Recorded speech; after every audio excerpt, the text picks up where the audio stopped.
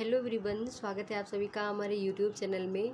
देखिए, UP PCS 12 जून को होनी है और उस 12 जून को ध्यान में रखते हुए हम यूपी का जो विशेष करंट अफेयर्स है उसके बारे में बात करने वाले हैं। अर्धवार्षिक करंट अफेयर्स 2022 का कलेक्शन है और यहाँ पे हम पर्यावरण से संबंधित, ज्योग्राफी कल जो क्वेश्चन रहेंगे, साथ ही साथ जो इकोनॉमी से रिलेटेड रहेंगे, बजट वगैरह सारे पॉइंट आज हम इस वीडियो में डिस्कस करने वाले हैं। वीडियो को अंत तक देखें और जो भी पसंद आता है तो दोस्तों से शेयर जरूर करें। चलिए शुरू करते हैं। और हमारा जो पहला प्रश्न है, देश की पहली मोबाइल हनी प्रोसेसिंग वैन का उद्घाटन किया गया है। कहाँ किया गया है? तो गाजियाबाद में किया गया है। किसके द्वारा किया गया है? तो ग्रामोद्योग आयोग की तरफ से किया गया है, यानी कि KVIC के द्वारा किया गया है। और जो है यहाँ पे गांव का नाम सिरोरा है, लोनी ब्लॉक है, ये सब इम्पोर्टेंट नहीं है। किया गया है गाजियाबाद में और किसके थ्रू? तो KVIC के द्वारा, यानी ग्रामोद्योग आयोग के द्वारा किया गया है। क्यों किया गया है? क्योंकि जो मधुमक्खी पालक हैं उनको जो शहद होता है इन्हें प्रसंस्करण के लिए ले जाना पड़ता था। तो अब क्या है कि ये जो प्रसंस्करण है वो उनके दरवाजे पर ही संसाधित करेगी, यानी कि वहीं से ले लेगी और उन्हीं को जो है डिलीवर हो जाएगा। तो इससे क्या होगा कि जो शहर ले जाने वाले थे उनकी परेशानियां और लागत में बचाव आएगा। अच्छा, ये पहल जो है मीठी क्रांति के अनुसरण में की गई है, याद रखिएगा। उच्च परिवहन और प्रसंस्करण लागत से बचने के लिए अधिकांश मधुमक्खी पालक अपने कच्चे शहद को एजेंटों को अपने खेतों में बहुत कम कीमत पे बेच देते थे। तो प्रसंस्करण वैन मधुमक्खी पालकों के शहद निकालने और प्रसंस्करण लागत को कम कर देगी। शहद में मिलावट की गुंजाइश को भी ये कम करेगी।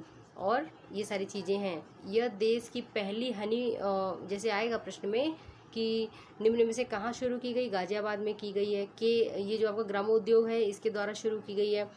और पूछा जाएगा कि ये देश की दूसरी मोबाइल हनी प्रोसेसिंग यूनिट है, तो आप बोलेंगे कि नहीं, ये पहली जो है हनी प्रोसेसिंग यूनिट है जो कि 8 से 300 किलोग्राम शहद का प्रसंस्करण कर सकती है। और ये सब चीज़ें हैं, ठीक है। तो खादी एवं ग्रामोद्योग ने बहुविषयक प्रशिक्षण केंद्र पंजोखेड़ा में तैयार किया है।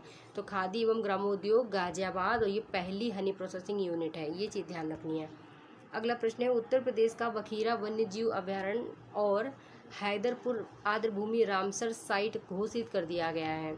यानी कि विश्व आर्द्र जो भूमि दिवस था 2 फरवरी को मनाया जाता है, ठीक है।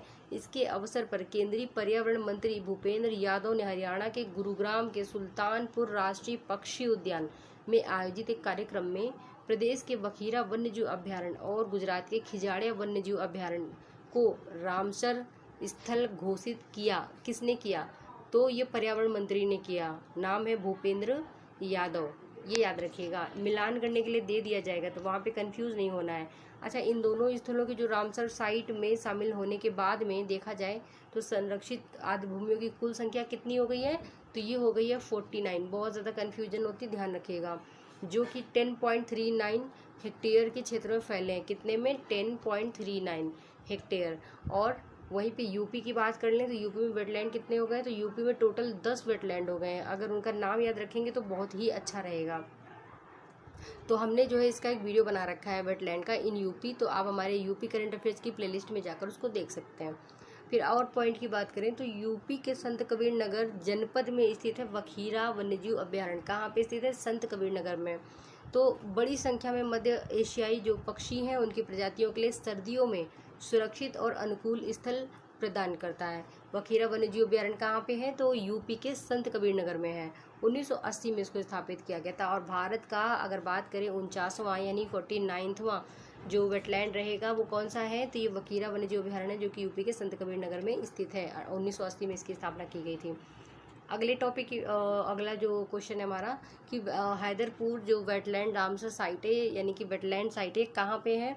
तो देखिए, ये जो है आपका उत्तर प्रदेश के हस्तिनापुर वन्यजीव अभयारण्य की सीमाओं में स्थित है। कहाँ पे स्थित है? हैदरपुर वेटलैंड। तो ये यूपी के ही हस्तिनापुर वन्यजीव अभयारण्य की सीमा यानी बाउंड्री में स्थित है, जो कि दिसंबर 2021 में रामसर साइट के रूप में मान्य किया गया। हैदरपुर जो है कौन सा नंबर है? तो इसका हैदरपुर जो है 47, ठीक है, 47 हो गया। 49वां की अगर हम बात करें तो ये हो जाएगा आपका, जो अभी हम लोग ने बखीरा वन्यजीव अभयारण्य की बात करी थी ऊपर, ठीक है। ये चीज़ ध्यान रखिएगा। तो हैदरपुर कहाँ पे है? तो यूपी में ही स्थित है, हस्तिनापुर वन्यजीव अभयारण्य की सीमा में। 47वें नंबर का है। हैदरपुर देखिए क्या है, अब पूछ दिया जाएगा कि हैदरपुर जो है एक नेचुरल वेटलैंड है, तो नहीं, ये नेचुरल नहीं है, ये कृत्रिम है, मानव के द्वारा निर्मित की गई। प्रश्न आता है इस प्रकार से फंसाने के लिए, तो आप बताइएगा कि नहीं, मानव निर्मित जो है वेटलैंड है, और जिसका निर्माण 1984 में मध्य गंगा बैराज के बाद हुआ था। गंगा और सोनाली, ये नाम याद रखने हैं, गंगा और सोलानी नदी के बीच में 6000 हेक्टेयर में फैला है वेटलैंड जैव विविधता का केंद्र बन गया है। गंगा और सोलानी नदी याद रखें। यह आर्द्र भूमि पौधों की 30 से अधिक प्रजातियों और 300 से अधिक आवास प्रदान करता है। वेटलैंड का उद्देश्य क्या होता है कि ऐसी आर्द्र भूमि का अस्तित्व बनाए रखें जो वैश्विक जैव विविधता के संरक्षण के लिए उपयोगी है। अगला देखिए, थोड़ा टंग ट्विस्ट हो रहा है।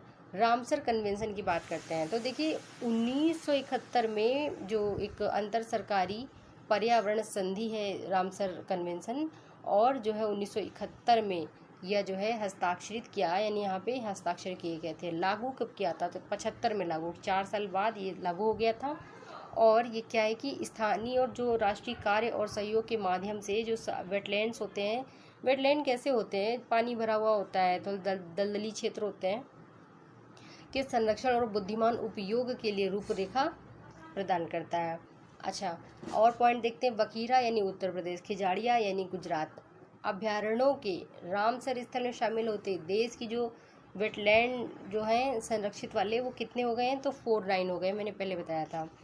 अब बात करते हैं भारत में रामसर स्थलों की संख्या दक्षिण एशिया के देशों में अधिक हो गई है। दक्षिण एशिया के देशों में अधिक हो गई है। उत्तर प्रदेश में मार्च 2022 तक रामसर स्थलों की संख्या अब 10 हो गई है। कौन कौन से, चलिए ये लिस्ट जरूर देखनी है क्योंकि इम्पोर्टेंट है हमारे लिए। पहला है आपका ऊपरी गंगा नदी ब्रज घाट के जो ब्रज घाट है उससे नरौरा खिंचाव तक है। दूसरा नवाबगंज पक्षी अभ्यारण्य कहाँ पे स्थित है, उन्नाव में स्थित है, ये जरूर याद रखना है। सांडी पक्षी अभ्यारण्य हरदोई में स्थित है। समसपुर पक्षी अभ्यारण्य रायबरेली में। समन और समसपुर में अंतर है। समन पक्षी अभ्यारण्य का है मैनपुरी में। पार्वती अर्गा कहाँ है, गोंडा में। सरसई नावर झील इटावा में है। सूर सरोवर झील कीथम झील जिसको बोलते हैं आगरा में स्थित है। और हैदरपुर वेटलैंड के बारे में बताया था, हस्तिनापुर के जो आपका वन्यजीव अभ्यारण्य है वो उसकी बाउंड्री में स्थित है। फिर बखीरा की बात करें तो संत कबीर नगर में स्थित है। तो इस प्रकार से हमने देख लिया 10 के 10 चले। इस अवसर पर भारत की वेटलैंड यानी भौतिक रूप से अहमदाबाद की स्पेस एप्लीकेशन सेंटर द्वारा तैयार किया गया है, यानी कि जो वेटलैंड पर अहमदाबाद के स्पेस एप्लीकेशन पर इसको तैयार किया गया है। और नेशनल जो वेटलैंड दशकीय परिवर्तन एटलस है इसको भी जारी किया गया था, जो कि 1 दशक में आर्द्र भूमि में हुए चेंजेस पर प्रकाश डालता है। ठीक है, आगे देखिए, उत्तर प्रदेश में 7 नए इंटरनेट एक्सचेंज नोड्स का शुभारंभ किया गया है। कितने, तो 7 नए इंटरनेट एक्सचेंज नोड्स का जो है स्टार्टिंग किया गया है। कब, 23 दिसंबर को। तो केंद्रीय मंत्री राजीव चंद्रशेखर और SP सिंह बघेल के द्वारा जो है NIXI के जो CEO हैं अनिल कुमार जैन, इनके द्वारा संयुक्त रूप से आगरा से उत्तर प्रदेश के कई शहरों में 7 नए इंटरनेट एक्सचेंज नोड्स का तैयार किया गया, शुभारंभ किया गया। कहाँ से किया गया है, आगरा से किया गया। नए इंटरनेट एक्सचेंज नोड्स में आगरा, लखनऊ, कानपुर, प्रयागराज, बनारस, गोरखपुर और मेरठ कौन कौन से हैं नए इंटरनेट, ये स्टार्ट किया गया आगरा से 7 जगह पे। आगरा, लखनऊ, कानपुर, प्रयागराज, वाराणसी, गोरखपुर और मेरठ, ये नाम जरूर याद रखिएगा। और इसी के साथ में उत्तर प्रदेश में अब इंटरनेट एक्सचेंजों की संख्या कितनी हो गई है, 8 हो गई। बहुत आवश्यक जो है ये करंट अफेयर्स की लाइन बन जाती है कि यहाँ पे यूपी में जो इंटरनेट एक्सचेंज हैं 8 हो गए हैं, और 7 अभी हाल ही में लॉन्च किए गए थे। कहाँ कहाँ, तो आगरा, लखनऊ, कानपुर, प्रयागराज, बनारस, गोरखपुर और मेरठ, याद रखिएगा। उत्तर प्रदेश में अगर पूछें कि पहला इंटरनेट एक्सचेंज कौन सा है, तो ये है गौतम बुद्ध नगर में स्थित है। भारत में NIXI के नए इंटरनेट एक्सचेंजों में शुरू होने वाले उत्तर प्रदेश और आसपास के क्षेत्रों में इंटरनेट और ब्रॉडबैंड सेवाओं की गुणवत्ता को बढ़ाने और सुधारने में मदद मिलेगी। नेशनल इंटरनेट जो एक्सचेंज ऑफ इंडिया एक गैर लाभकारी संगठन है, 2003 से ये कार्यरत है। हालांकि इतना नहीं पूछेंगे वो स्टार्ट कहाँ से हुआ था, कौन कौन से जिला पे भी इस पे काम चल रहा है, ये इम्पोर्टेंट है, पहला वाला कहाँ था, ये इम्पोर्टेंट है। अब आते हैं अगले टॉपिक की ओर। ब्रह्मोस मिसाइल के विनिर्माण केंद्र का लखनऊ में शिलान्यास किया गया है, ये पॉइंट याद रखिएगा। भारत व रूस के द्वारा संयुक्त रूप से विकसित ब्रह्मोस जो कि सुपरसोनिक क्रूज मिसाइल है, जिसके अब तक अनेक परीक्षण करे जा चुके हैं, जो कि सक्सेसफुल रहे। और इसका जो उत्पादन कहाँ पे स्टार्ट किया गया है, तो ये लखनऊ में किया जाएगा। लखनऊ में ब्रह्मोस विनिर्माण केंद्र का शिलान्यास मुख्यमंत्री योगी आदित्यनाथ के साथ में रक्षा मंत्री राजनाथ सिंह ने 26 दिसंबर 2021 को शुरू किया या किया।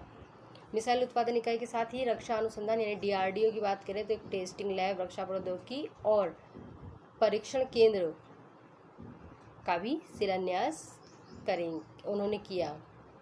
ठीक, तो उत्तर प्रदेश उत्पादन केंद्र के लिए 200 एकड़ भूमि प्रदेश सरकार द्वारा लखनऊ के हरौनी में उपलब्ध कराई गई है। लखनऊ का हरौनी, जहां अगले 2 से 3 वर्ष में ब्रह्मोस जो निर्माण इकाई है बनके तैयार हो जाएगी। चले, ये हो गया आपका न्यूज। देश के सबसे लंबे एक्सप्रेसवे पूर्वांचल एक्सप्रेसवे का उद्घाटन हुआ है। पूर्वांचल एक्सप्रेसवे इम्पोर्टेंट हो जाता है ये। देश में अब तक के सबसे लंबे एक्सप्रेसवे 341 किलोमीटर लंबे 341 किलोमीटर लंबे पूर्वांचल एक्सप्रेसवे का उद्घाटन हुआ है। तो ये इसकी लेंथ याद करनी पड़ेगी और इसके साथ साथ कौन कौन से ज़िले कनेक्टेड हैं इससे, ये इम्पोर्टेंट है। ठीक है, तो 16 नवंबर को ये भी इम्पोर्टेंट है कि इसका जो शुभारंभ कौन से ज़िले से किया गया था, तो पूर्वांचल एक्सप्रेसवे का जो शुभारंभ किया गया था वो सुल्तानपुर से किया गया था। और इसकी लेंथ कितनी है, तो 341 किलोमीटर, 341 किलोमीटर हो गया। बात करते हैं इसमें जो है कौन कौन से ज़िले आएंगे। तो सबसे पहले आता है आपका बाराबंकी, अमेठी, अयोध्या, सुल्तानपुर, अम्बेडकर नगर, आजमगढ़, मऊ और लखनऊ के साथ साथ गाजीपुर। ठीक है, तो टोटल इसमें कितने ज़िले हो गए, 10 ज़िले हो गए। बाराबंकी, अमेठी, अयोध्या, सुल्तानपुर, अम्बेडकर नगर आएगा, आजमगढ़ आएगा, मऊ, लखनऊ, गाजीपुर। ये मत भूलिएगा कि लखनऊ नहीं आएगा, तो लखनऊ भी इसमें शामिल है। आगे देखेंगे कि इस एक्सप्रेसवे के उद्घाटन के लिए श्री मोदी ने वायुसेना के जो सुपर हरक्यूलिस विमान है, इसी से जो है एक्सप्रेसवे पर लैंडिंग की थी। ये इम्पोर्टेंट नहीं है। चलिए आगे देखिए, वायुसेना के सुखोई 30 एवं मिराज 2000 जैसे विमानों ने भी एक्सप्रेसवे पे लैंडिंग की और टेक ऑफ करके अपनी एनर्जी का यानी ऊर्जा का प्रदर्शन किया। दोस्तों देखिए, ये आपका एक एक्सप्रेसवे और है जो कि मेरठ प्रयागराज के बीच में बनेगा। इसका नाम है गंगा एक्सप्रेसवे। गंगा एक्सप्रेसवे 2024 तक पूरा हो जाएगा और इसकी जो लंबाई है 594 किलोमीटर है। पूर्वांचल एक्सप्रेसवे की लंबाई है 341 किलोमीटर और यह है 594 किलोमीटर। एक और है दिल्ली मुंबई एक्सप्रेसवे जो कि 2023 तक बन जाए शायद, तो इसकी जो लंबाई है वो 1350 किलोमीटर है। बात करते हैं झांसी रेलवे स्टेशन का नाम अब वीरांगना लक्ष्मीबाई स्टेशन हो गया है। क्या नाम है, तो ये आप वहाँ पे कर सकते हैं एलिमिनेट। और यूपी के अलावा जंक्शन का नाम Prayagraj junction, Mughalsarai railway station का नाम कर दिया गया है पंडित दीनदयाल उपाध्याय जंक्शन। फैजाबाद स्टेशन अयोध्या के नाम से, मध्य प्रदेश में हबीबगंज को बोलेंगे रानी कमलापति स्टेशन। और इसके बाद में उत्तर प्रदेश का झांसी रेलवे स्टेशन जो कि अब 1857 के स्वतंत्रता संग्राम में ब्रिटिश शासन की नींव हिला देने वाली झांसी की रानी वीरांगना लक्ष्मीबाई के नाम पे रखा गया था। तो अभी इसका नाम क्या रख दिया गया है बदल के, वीरांगना लक्ष्मीबाई स्टेशन। फिर 1889 में स्थापित है। इस स्टेशन का नाम बदलने के लिए यूपी गवर्नमेंट ने प्रस्ताव, ये सब ठीक है, ये बेकार की चीज़ें, इसको इम्पोर्टेंट नहीं है। चलिए आगे देखिए, दांदूपुर रेलवे स्टेशन का नाम क्या करा गया है, तो दांदूपुर का नाम क्या है, माँ बाराही देवी धाम। ठीक है, यूपी के लखनऊ बनारस रेल खंड पर स्थित है दांदूपुर स्टेशन, नाम है माँ बाराही देवी धाम। चलिए, ये हुआ आपका कुछ नाम, हो सकता है एग्जाम में से कुछ आ जाए। ठीक है, आगे देखते हैं 2020 में ही। ठीक है, ये इम्पोर्टेंट नहीं है। आगे देखिए, उत्तर प्रदेश के रटौल आम की GI टैग। कौन सा आम है, रटौल। कहाँ से संबंधित है, यूपी से रिलेटेड है। यूपी के बागपत से संबंधित है रटौल। कहाँ से, तो रटौल जो है यूपी के बागपत से जुड़ा हुआ है और यहीं पे इसका उत्पादन किया जाता है। और प्रसिद्ध रटौल आम को भौगोलिक यानी जीआई टैग रजिस्ट्री चेन्नई द्वारा भौगोलिक संकेतक प्रदान किया गया है। इस आम का अनावरण रटौल गांव के नाम पर किया गया था। रटौल आम कहाँ से है? यूपी के बागपत से है। तो ये इसलिए फेमस है क्योंकि इसकी एक विशेष सुगंध होती है और एक स्पेशल स्वाद होता है। और इस आम को पाकिस्तान द्वारा अपनी मूल उपज के रूप में भी दावा किया जा चुका है। रटौल आम को अच्छी जल निकासी वाली मिट्टी में 5.5 से 7.5 pH मान के साथ रेतीली और दोमट मिट्टी में उगाया जाता है। यह आम बागपत जिले की खेकड़ा तहसील की रतौल, शेखपुरी, विनयपुर, मुबारिकपुर, तिगरी हो गया, लछोड़ा हो गया, इधर उगाया जाता है, ये याद रखिए। अगला है प्रधानमंत्री नरेंद्र मोदी ने हाल ही में मेरठ के किस कस्बे से मेजर ध्यानचंद यूनिवर्सिटी की आधारशिला रखी है? सरधना कस्बे से, सलवा और कैली गांव। सरधना कस्बा, सलवा और कैली गांव। हाल ही में जनशक्ति मंत्रालय द्वारा किस दिशा में उल्लेखनीय प्रयास के लिए उत्तर प्रदेश को शीर्ष स्थान प्रदान किया जल संरक्षण में? यूपी के सीएम योगी आदित्यनाथ ने आजमगढ़ विश्वविद्यालय का नाम बदल के रखने की जो घोषणा की है, महाराजा सुहेलदेव विश्वविद्यालय। कहाँ का है? आजमगढ़ का नाम बदल देंगे, आजमगढ़ यूनिवर्सिटी का नाम सुहेलदेव यूनिवर्सिटी हो जाएगा। हाल ही में किस आयोग ने उत्तर प्रदेश में एक गांव में जो है देश की पहली mobile honey processing van launch की है? तो खादी और ग्रामोद्योग आयोग द्वारा लॉन्च की गई है। इसको स्टार्ट कहाँ से किया था? देखिए, शुरू में मैंने बताया था, तो इसको स्टार्ट किया गया था गाजियाबाद से। ठीक है। नेक्स्ट है, हाल ही में उत्तर प्रदेश सरकार ने किस देश की सीमा पर स्थित 4 गांव राजस्व गांव के रूप में घोषित कर दिए? तो ये नेपाल है। अगला क्वेश्चन देखिए, 16 नवंबर 2021 को प्रधानमंत्री नरेंद्र मोदी ने उत्तर प्रदेश के 6 लेन के, कितने लेन के? 6 लेन के 340.8 किलोमीटर यानी लगभग 341 किलोमीटर, सबसे लंबा, अभी सबसे लंबा है, लेकिन जिस समय ये दिल्ली मुंबई एक्सप्रेसवे बन जाएगा 1350 किलोमीटर में, तभी ये सबसे लंबा नहीं होगा। इसका उद्घाटन हो गया है, नाम है पूर्वांचल एक्सप्रेस वे। 12 से 22 नवंबर 2021 के बीच में उत्तर प्रदेश में कहाँ पर हुनर हाट के 32वें संस्करण का आयोजन किया जाएगा? तो 32वां संस्करण हुनर हाट लखनऊ में इसका संस्करण जो हुआ यह किया जाएगा। आगे देखिए, हो चुका है, पुराना न्यूज है। केंद्रीय गृह मंत्री अमित शाह द्वारा 13 नवंबर 2021 को यूपी के किस जगह पे 108 करोड़ रुपए की लागत से निर्मित होने वाले राज्य विश्वविद्यालय का शिलान्यास किया है?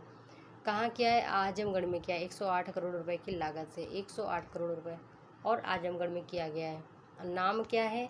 तो नाम है राज्य विश्वविद्यालय अमित शाह ने किया है।